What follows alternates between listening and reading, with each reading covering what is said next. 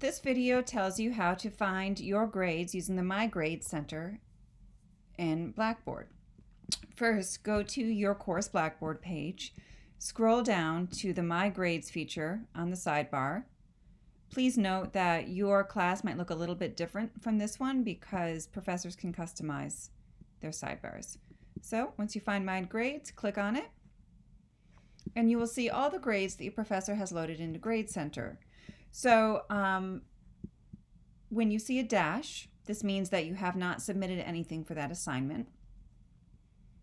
When you see a yellow circle with an exclamation point in it, it means that there's an assignment that you have submitted. Your professor hasn't graded it yet. When you see a numerical grade, it means that it has been graded.